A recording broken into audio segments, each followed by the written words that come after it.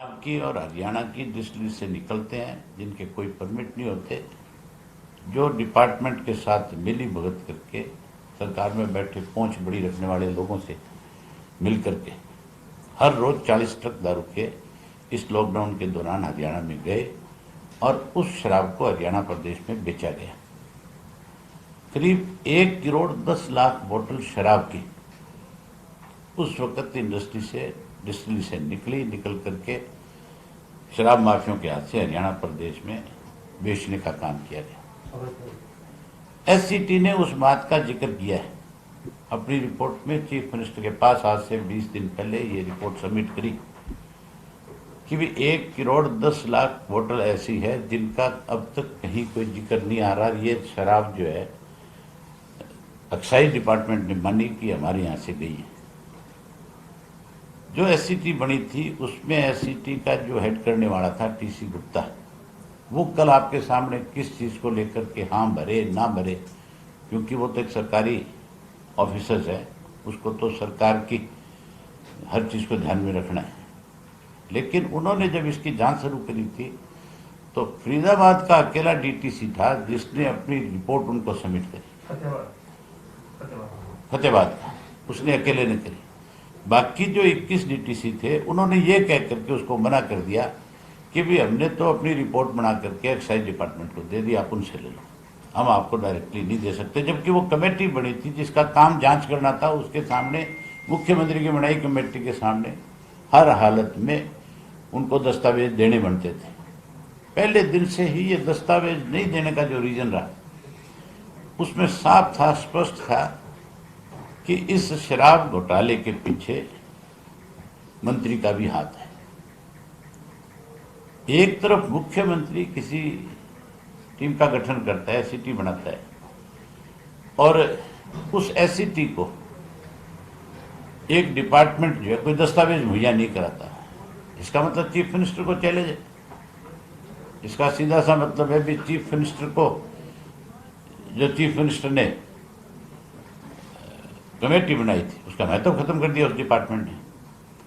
अब भी उसकी रिपोर्ट आने के बाद भी उनमें से एक आदमी को जो है क्लीन चिट दे दी गई कि इसका कोई मतलब नहीं है।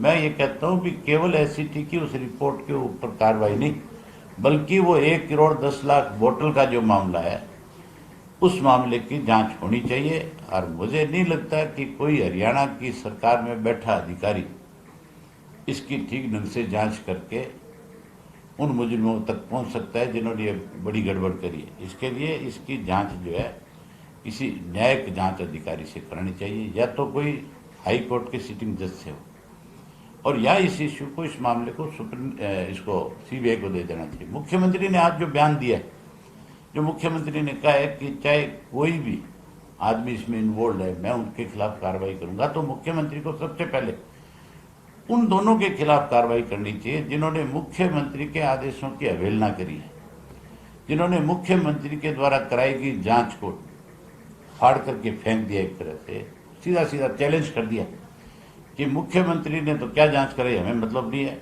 लेकिन जिनको इस कमेटी ने दोषी माना है हमने उनको क्लीन चिट दे दी। इस तरह से क्लीन चिट देने का मतलब सीधा सा है कि वो जो आदमी जो क्लीन चिट दे रहा है उसको, वो भी 100% इन्वॉल्व है उसमें, उसकी बिना इन्वॉल्वमेंट के बिना। अदरवाइज तो फिर वो भी ये कहता है कि ठीक है अगर दोषी है तो अब इसकी जांच चल रही, इस जांच के बाद पता चल जाएगा। लेकिन वो अपने आप को बचाने के लिए उसको कहीं क्लीन चिट देने का काम कर रहा है। पूरे प्रदेश के अंदर आज की तारीख में अब तक हरियाणा प्रदेश अलग प्रदेश बनने के बाद आज जो भ्रष्टाचार जिस तरह से बढ़ रहा है, जिस तरह से चरम सीमा पे पहुंचा हुआ है, जिस तरह से किसी को कोई डर भय नहीं है, आज ऐसा कभी नहीं देखा था, कभी नहीं सुना था। हमें भी 30 साल हो गए राजनीति करते हुए। इस 30 वर्ष में बहुत सारे ऐसे मुख्यमंत्री आए जिन पे बहुत बड़े बड़े आरोप लगे, लेकिन जो आरोप आज की डेट में लग रहे हैं, आज जिस तरह से एक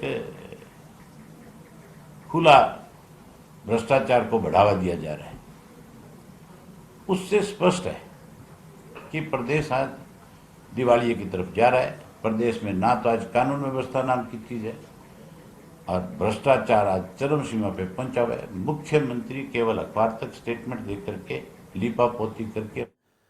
तो आपको बता दें कि इनेलो नेता अभय चौटाला ने खुले शब्दों में सीधे तौर पर आरोप लगाया है उप मुख्यमंत्री दुष्यंत चौटाला पर कि वो भी इस घोटाले में शामिल हैं। एक बड़ी खबर आपको बता रहे हैं, दरअसल अभय चौटाला ने सीधे तौर पर दुष्यंत चौटाला पर गंभीर सवाल उठाए।